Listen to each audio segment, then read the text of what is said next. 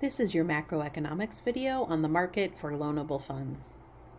For this unit, in addition to the money supply and demand graph, you also need to be able to draw and shift the loanable funds graph. And the market for loanable funds is a basic supply and demand graph, just like the title suggests, about funds that are available to be loaned. So the supply of loanable funds, which come from banks, are people that have put money into their savings accounts.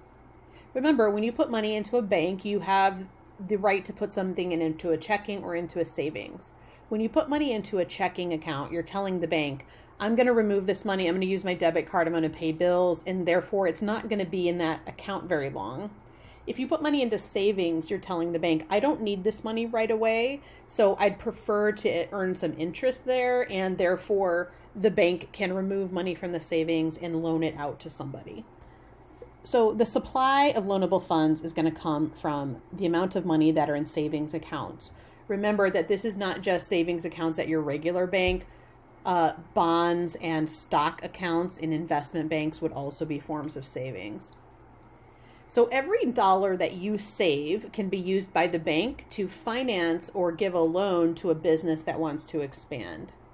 It can also be used, remember, within our own country or within a foreign country.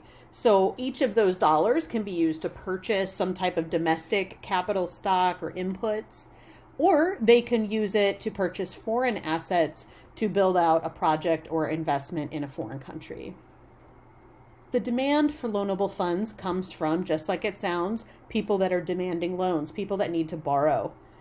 Generally, this comes from investment spending or businesses. Yes, people also demand loanable funds, and so there would be some consumer demand here.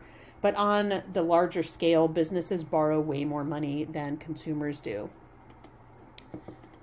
Now, the equilibrium of the supply and demand of funds that are available to be loaned balances out to the real interest rate, which we denote with a little r. So the supply is upward sloping, that comes from savings. The demand is downward sloping, that comes from capital I, investment.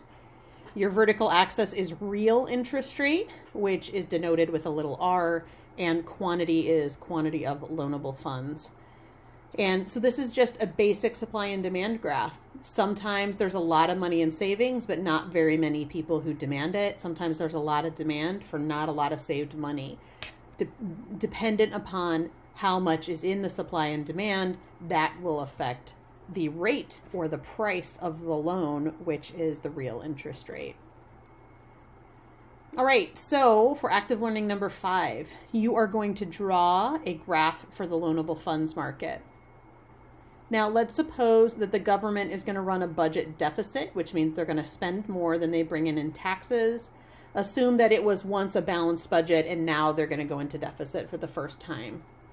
If the government is going to do extra spending or less saving, I want you to determine what you think shifts. Is it a supply shift or a demand shift, in which direction? And then label your new equilibrium with a new quantity and a new real interest rate. Once you've done that, I want you to answer the last question. How does the new interest rate create capital inflow or capital outflow?